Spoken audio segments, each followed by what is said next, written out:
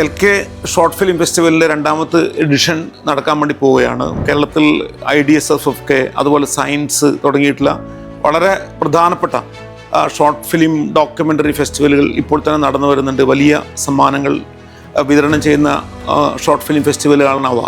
അതുപോലെ തന്നെ LK film ഫെസ്റ്റിവലും വലിയ സമ്മാനത്തുക കൊടുത്ത് നടത്തുന്ന ഫെസ്റ്റിവലാണ്. ഡോക്യുമെൻ്ററി അതുപോലെ ഷോർട്ട് ഫിലിം വിഭാഗങ്ങൾക്ക് വലിയ പുരസ്കാരങ്ങളുണ്ട്.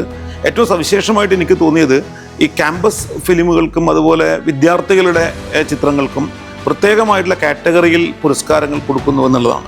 നമുക്കെല്ലാവർക്കും അറിയുന്നത് പോലെ ഇപ്പോൾ ക്യാമ്പസിലും അതുപോലെ സ്കൂളുകളിലും സിനിമ പഠിക്കാൻ ഉണ്ട്. കുട്ടികൾ ക്യാമറ ഉപയോഗിക്കുന്നു, സിനിമ എടുക്കുന്നു.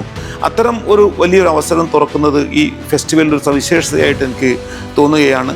നിരവധിയായിട്ടുള്ള എൻട്രികൾ അവർക്കുണ്ട് എന്നാണ് മനസ്സിലാക്കുന്നത്. കഴിഞ്ഞ വർഷം തന്നെ വലിയ രീതിയിലാണ് ഈ ഫെസ്റ്റിവൽ നടന്നത്.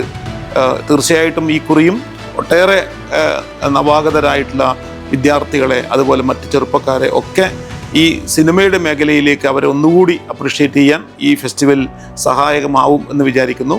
LK ഫിലിം ഫെസ്റ്റിവലിന് എല്ലാവിധ ആശംസകളും നേരുന്നു.